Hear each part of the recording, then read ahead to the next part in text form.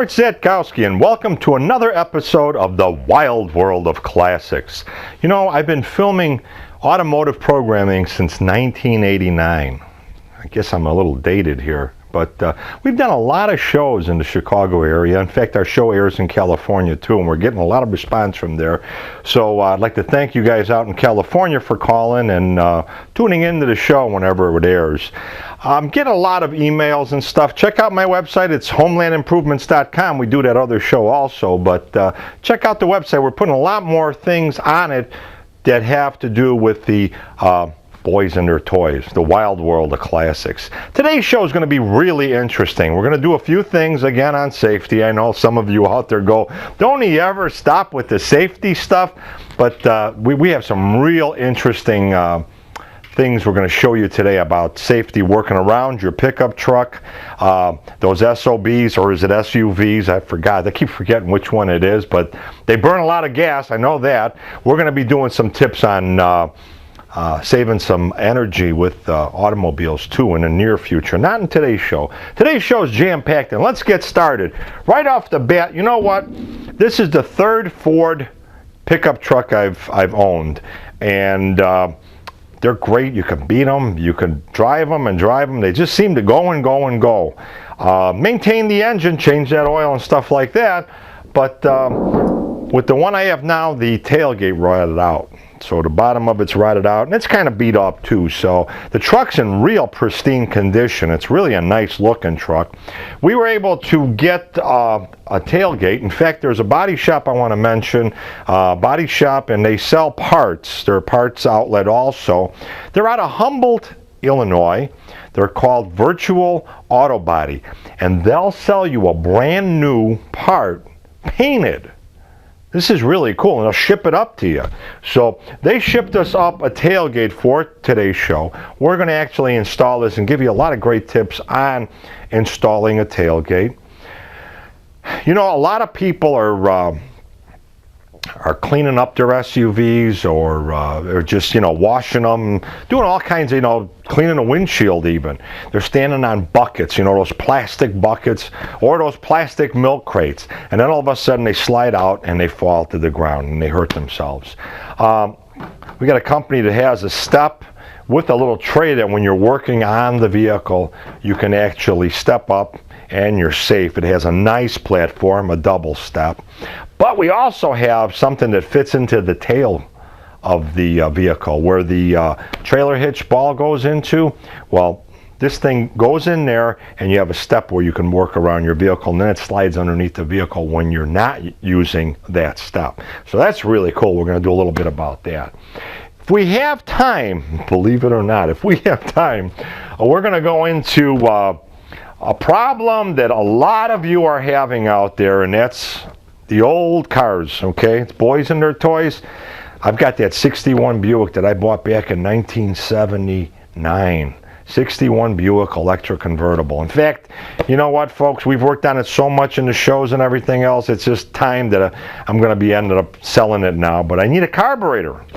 Well, you know what? You can't find anybody out there that deals in carburetors anymore. They're far and few between. And you go to the conventional parts store and buy a carburetor. You know, I'm sorry, but you're lucky. Knock on wood if it works. You know, I did a lot of research on this because my Buick needs a carburetor, and I found out that you can get a rebuilding kit from Holley. Well, you got to really know what you're doing to rebuild a carburetor. I don't care what anybody says out there. You got to kind of do it on a basis where you're doing it all the time to be able to set the seats right, the gaskets right, everything in there properly, and make them work. I've tried it, folks, and I had no success in doing that. So I'm looking around for someone that rebuilds my carburetor or knows what they're doing. Well, I called Holley, and they supplied us with a carb. But this is even better yet, because we're going to get into carburetors that Holley does now. Because a lot of you out there, you know Holley. It's been around forever. Gearheads have always went to the dual feed, the dual pumpers, the dual quads, and it was always Holley back in the gearhead days I was from. You know what they do for you though now? because they know that there's a void in the industry where you guys can't get your carb fixed. You could send them your carb and they'll rebuild it. Join me with today's show. We're going to do a few things on motorcycles too you're going to find and get a big kick out of.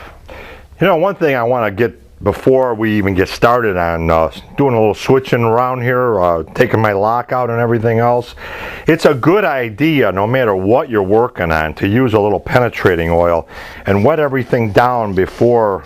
I would even wet it down a day or two before I'm ready to do this kind of work, because it'll help loosening the bolts.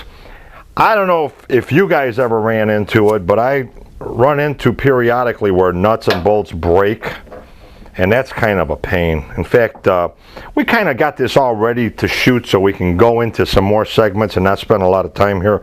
Well, the bolts that hold the door handle in, the latch in place, they broke this afternoon, which was good though, because it gives me the ability to find other nuts and bolts and get into a quality segment is what I call it.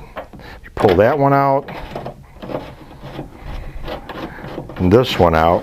What happened with the bolts too, there was like studs in the handle, so I just put it on the vise and I was able to tap these studs out of the tailgate. So it was really, really good, because otherwise I'd have to end up buying a new handle, which I called Ford. They wanted like $65 just for a handle, which I thought was reasonable. But I was able to, for $235 or $236 from the hardware store. I went over to Ace Hardware, picked up 2 bolts with screw heads on them, and washers, and 2 nuts. I know, why do I need a nut? I'm not nuts enough. Okay, we have that out of here, so we have this loose, which is good. I'm going to pull that off, pull this out. That's my lock assembly. Now, I want to go to this side, and these are the star nuts. You know, I'm going to give you a little suggestion about taking off any kind of old nuts, bolts, star nuts, whatever it is. Before you go to loosen it, it's always a good idea to tighten it. Give it one little, just, it kind of breaks it loose and might prevent it from breaking off. So we did that, and we're coming out of here. Same thing with the other side.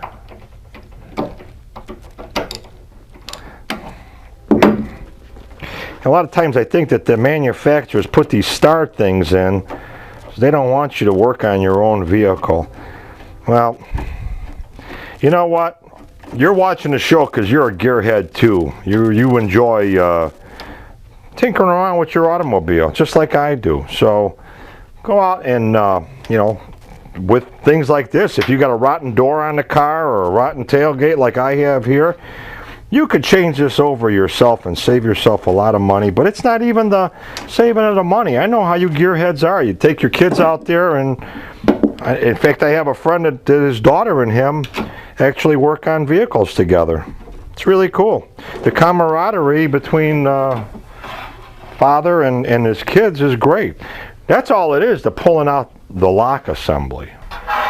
We send our latch assembly into the tailgate.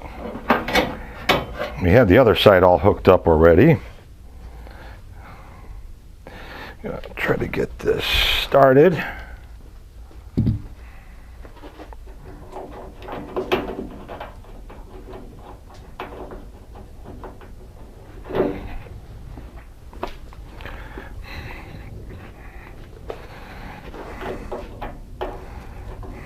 It's also a good idea to give it a little spritz of the oil here so that we can get everything kind of lubricated before it goes in. We're going to go this way.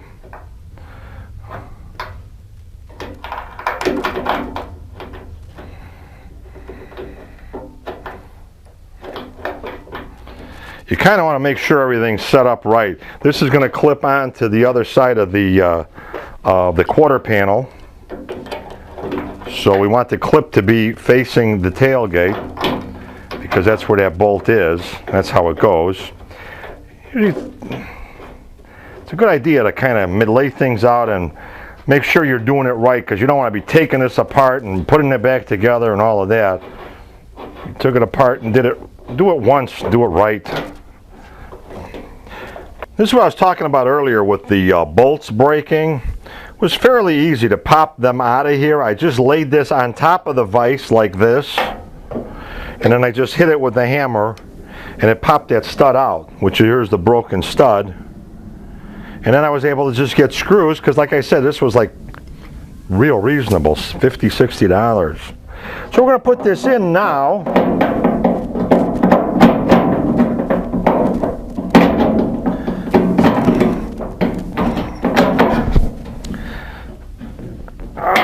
Getting this lined up is going to be a little bit of a trick here. We got something in the way here. These rods that we're going to be dealing with, I got to put on the other side. The rods from our latch, because it's really kind of configured here where it just fits just so. There we go. Now we can lay that down. A little tab from the tailgate gets pushed down. Here's our latch assembly, and we just insert that down like this.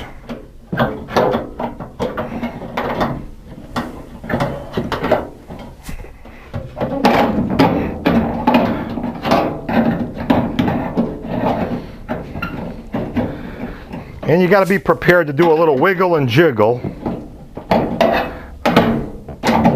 What's the old saying? If it don't fit, get a bigger hammer. Isn't that the story on that whole concept there? We have to pull our little rods out of here, though. We have to get them across on the other side here. There we go.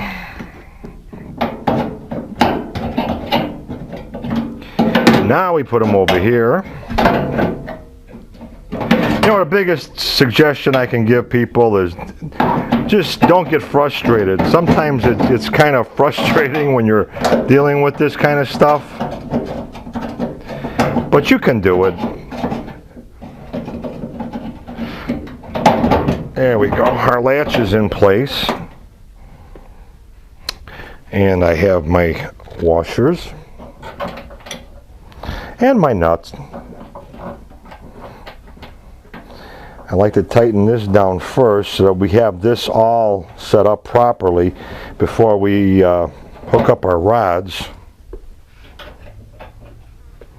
The rods I would leave for a last thing to make sure that everything else is in place. The rods had to be moved from one side to the other side to the other side. It's a good idea, no matter what you're doing too, is when you go to tighten something down like this, make sure you snug all your nuts and bolts together. Don't snug one side or tighten one side and not the other. I want you to just really basically get everything snug before you go to tighten everything down. It's real important about that, because then you have everything centered and in place where it's supposed to be.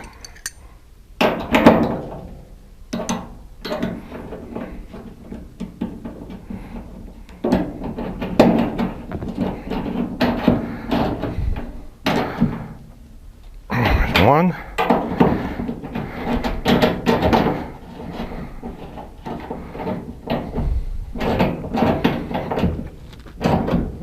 And there's two. Now we take our little threaded rods, push them down. Make sure when you push them down, you kind of take the tension off of them. You want to pull everything together in the latch, because you can set it just about anywhere. But if you do that and you don't have the high tension that you're supposed to have, it won't open the tailgate. We have our locks, which go in just like this. They go under here and then they clip down. Make sure this one has our tension. You know, I really want to thank Virtual Auto Body and Parts out of Humboldt, Illinois, for supplying us with this tailgate and letting us do this piece on replacing parts for your vehicle. In fact, we're going to do some other shows around some of the things they do, but they can send you a door, a fender, a tailgate painted. Let's put this back on the old Ford truck. You know what? A real good suggestion, even if you're not replacing your pickup truck tailgate, it's a good idea to take, boy, we used to call it lubriplate. It's white lube, white lithium grease, and we used to use this on everything, but it's great for hinges and doors and stuff like that. You want this tailgate to open and close easily. So it's a good idea to just put a little coat of lithium white lube, or as I used to call it, lubriplate, around your hinge pieces.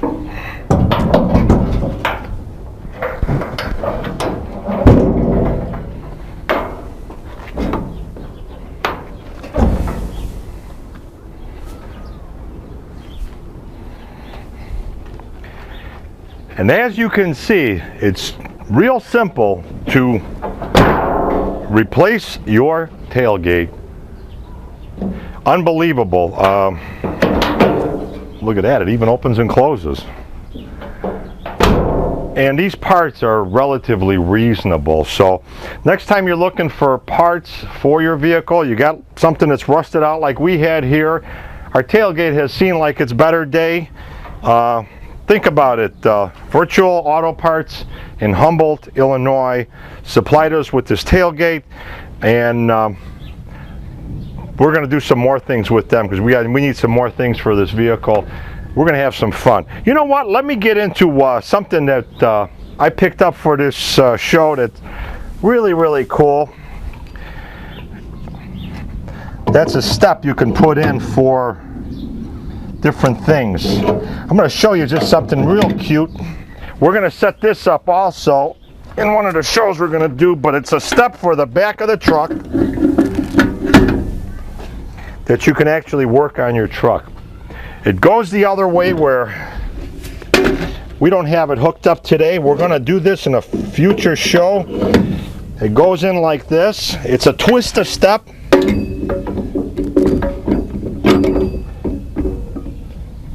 And you actually slide it underneath the truck when you're not using it, but when you need it, you can actually slide it out.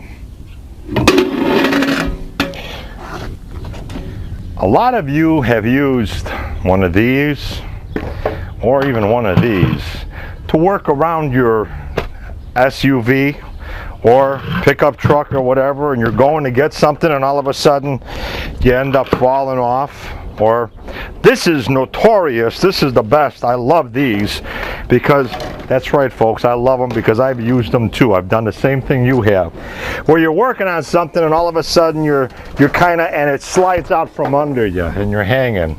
You hit your rib cage or whatever. Well, we have out of Seattle, Washington, we have Twist a Step. Twist a Step is a real interesting idea. In fact, it's a step where you can step up and work on your vehicle in the back, especially you people with the SUVs, which is really neat. It also has a concept of this, where you can step out here, like that idea. But when you're not using it, when it's not necessary, when you don't need it, all you do is press the button, push in, and slide it underneath the vehicle, and it locks in place. So when you don't need it, it's not in your way. Twist a Step out of Seattle, Washington. I'd like to thank them for supplying us with another safety feature for the wild world of classics.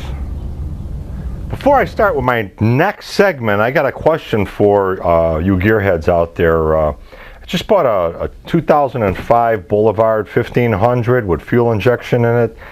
Every once in a while I have a problem where the bike isn't running right. It won't idle. And in fact, it'll die out. If I pull over to the side, open the gas cap up, close it back down, it'll be all right. It might not do it again for another 100 miles, may not do it again for another 50 miles, it might not do it for 300 miles. If any of you out there know what the problem is, give the show a call. I'd be real happy to talk to you about it. In fact, I've had it to 2 motorcycle shops, and they claim they can't make the bike do the problem, so they just keep giving it back to me. It dies out, it won't stay running. In fact, if you get off the highway and you bring it back down to idle, it'll actually start to backfire and stuff. Once you open that cap, the gas cap, relieve the pressure, it's fine again. So if anybody has a suggestion on what I can do, give me a call. You know, another thing I want to talk about before I go into my carburetors, this is off of my truck. That's right, folks. This is off of my truck. This is the positive cable, and this is kind of a bear to replace. It goes from the starter solenoid down to the starter, and it's clipped in on the frame and everything else. In fact, it took me a good hour and a half to replace it because you had to take a lot of things off to take it off. But let me just talk about this a little bit. When you see corrosion like that on your battery cables, not a good thing. In fact, these new cars now, the new computer cars, this is a real no-no. This is really bad because of moisture with the electrical system and corrosion, condensation.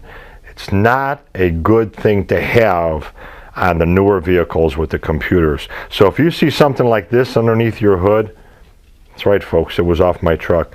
I want you to replace it right away. In fact, this has been laying around for a while, and I was just waiting to do this segment and let you know about it. Real important to do that.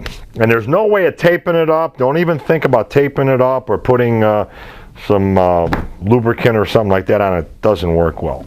Let me get into this carburetor deal. In fact, I even purchased the kit to rebuild the carburetor. The more I thought about it, you know what?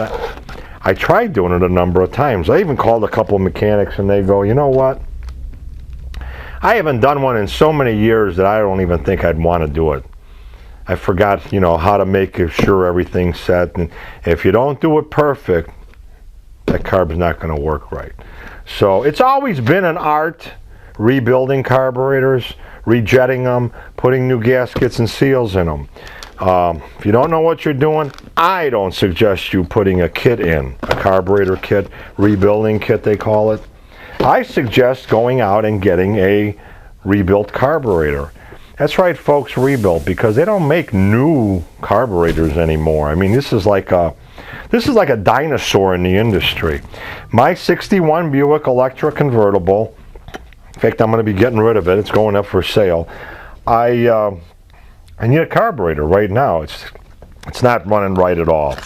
So I called Holly, because that's what I put on the car a number of years ago. In fact, it looks something like this. And this is the exact carb that I have on the car right now. Holly sent me a carb to show you. And this is the good old-fashioned Holly carburetor. Works well. It's a great thing to put on the car. This car's been sitting so many years. In fact, in the last 5 years, I haven't driven it at all. So everything gets kind of sticky and everything else, so it's not working right. Now, I had the opportunity, or I have the choice of either replacing it with a factory Holly carburetor, or Holly now even has these in stock, replacement carbs for older cars that are original equipment. That's right. Holly is taking OE equipment, the old Rochesters, the old Carters, the old dogs, as we called them in the industry. They never worked right in their best of days. You pull up behind a guy with the carbureted automobile back in the olden days, and you smell the carbon monoxide out of his car because he was burning so much gas. They still do that with some of the automobiles. Well, Holly's taking them, and they have a whole department. They'll take and rebuild your original equipment, or they even have replacement carbs in stock. But you got to send them your old unit. So this is what my old unit used to look like. In fact, I kept it when I replaced the carb, probably about 15 years ago. And in fact, we're going to send all this stuff back to Holly. This we're going to put in the car. This will really be a nice added attraction to the automobile when I go to sell it. A lot of guys, now the car I have, I'm not trying to keep it original because it's not original. It's like a street rod type of car. But when you go to sell it, the more original parts on the car, the better off you are. A lot of guys, you know, really look for that all original type of vehicle. So if I put this back on the car, it's going to turn that guy on. He's going to get a little more excited. And when you do get stuff from Holly, they even send you the gaskets and everything you're going to need to install it. But, you know, it's a good idea to use the OE equipment on a vehicle like this, unless you're really switching everything over. And there's guys out there now that just, we're going to do a segment. I'm looking, I talked to a guy over the weekend. I went to one of these massive shows, and I ran into a guy that's actually building chassis for any kind of car on the street. He'll take your car, he'll pull your chassis off the car, and he'll build you a modern chassis, suspension that rides like today, not like 20, 30, 50 years ago. So it's really, really cool what the industry is doing. I just wanted to touch on these carburetors because it's really important. I know a lot of you guys are real frustrated and you're taking them off and playing with them and trying to get somebody to do something with them, and you're wasting a lot of time and money. Look into Holly the next time you're looking for that carburetor for your old car.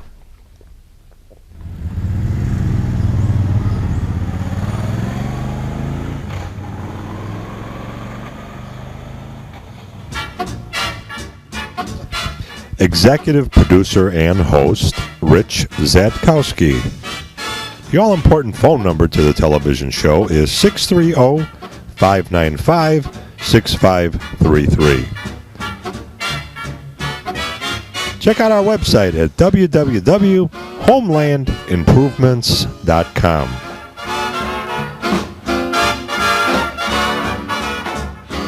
Funding provided in part by Belmont Colmar Towing, Chicago and suburbs.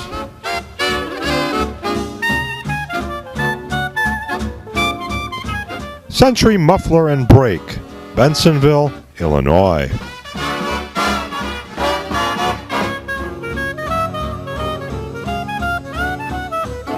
CMJ Automotive, Addison, Illinois.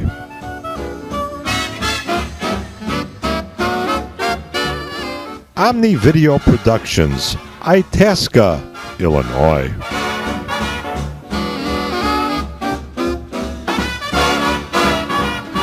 Rich's RMS Construction Company, Bensonville, Illinois. Virtual Body Shop, specializing in pre-painted aftermarket parts, Humboldt, Illinois.